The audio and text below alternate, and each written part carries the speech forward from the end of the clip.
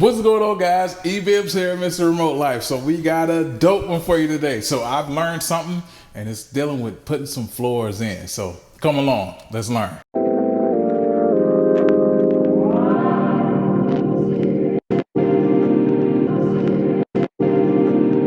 So we got a dope one for you today. We are figuring out how to put some wood flooring in the house. I wanted to share this with you guys. I actually learned this today, figured it out how to do it, and we're going to share it with you because this is what we do on this channel. We do things that is do it for yourself, by yourself, and whatever you can learn just to make your life better, just to put more tools in your hand to give you more options. So come on, let's do it. Let's get right into it. All right, so check it out. Here's what's going on in this space. So I'm working with my wife. She is going through and designing basically spaces in this home. So what that entailed also was replacing a lot of the flooring in this house. Your regular closet here, and then you got a walk-in right here. So the way that wood, it just carries right into the room. So what we're trying to do is we're trying to carry all this in without doing a transition. So what a transition is basically whenever like you get to the edge, if you're going to another space, you put like a little strip of wood and then you can start doing the wood some other way. That's the easy way, but it's also the sloppy way in our opinion, because really if you were to get like say a big box store to come and install your house, you're just gonna have a transition in every doorway. And that's not that's not in the scope of this project. So what I figured out is, what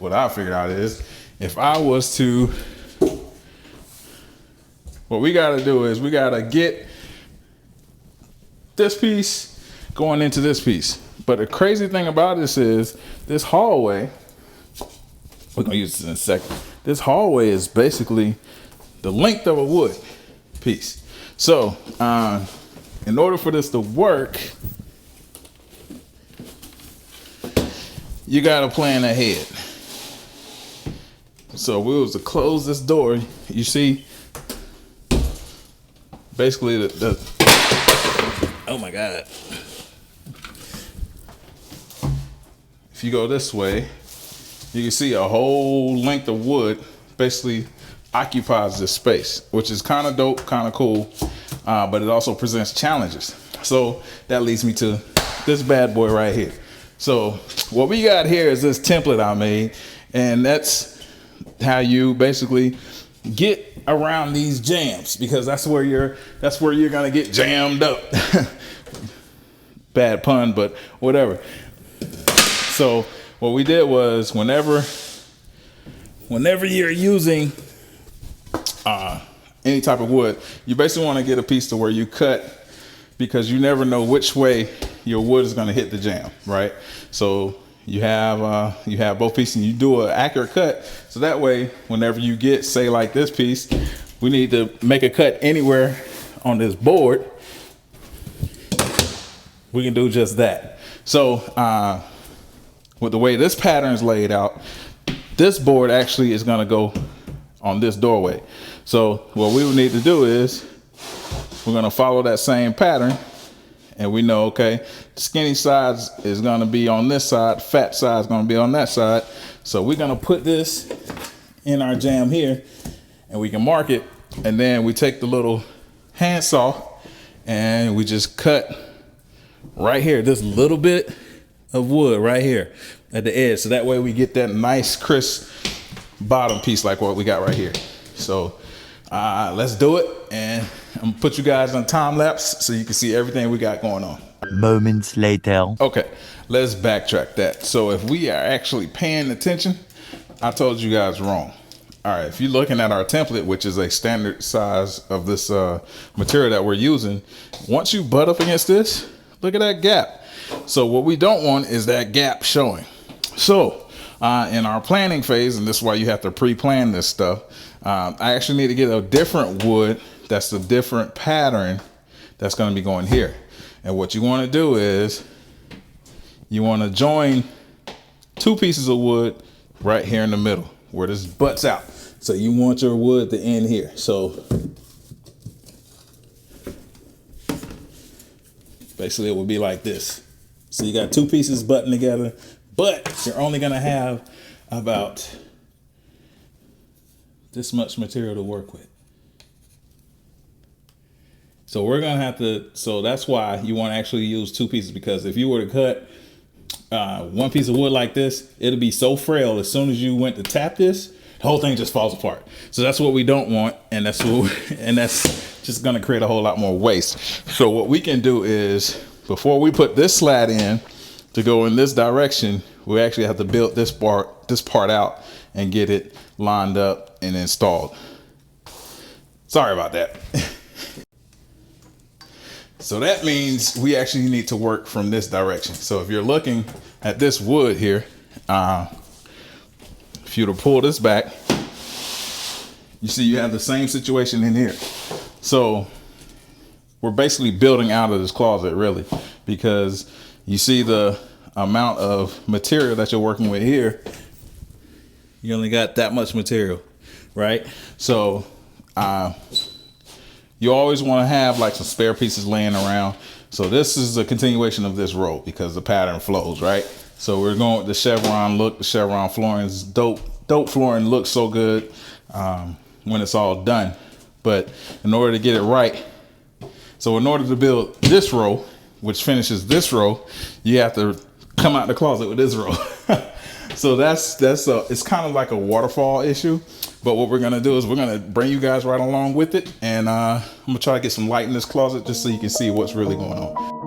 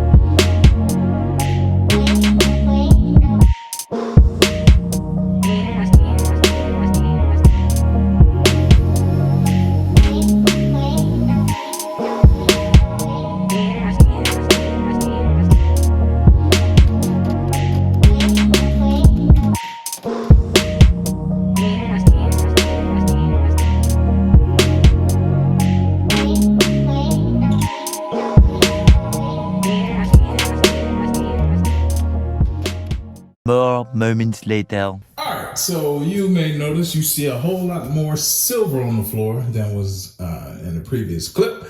So I'm a man of honesty and I don't be hiding stuff from y'all. So what had happened was I effed up. So when I started hammering this row in, getting it in, then I look and I notice that piece there with the notch cut out that's supposed to go in this threshold can't fit with the current row in place. So had to rip it out. And in doing so, I actually tore up the 2 boards that was here on this row that was actually complete.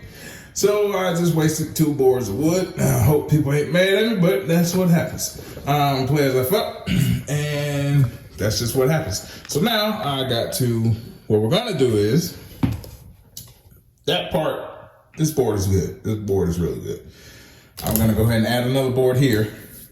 So all we have to add is a custom board that's real cut and then a threshold to go up against that tile, because that leads into another room that's tiled. It's not hardwood.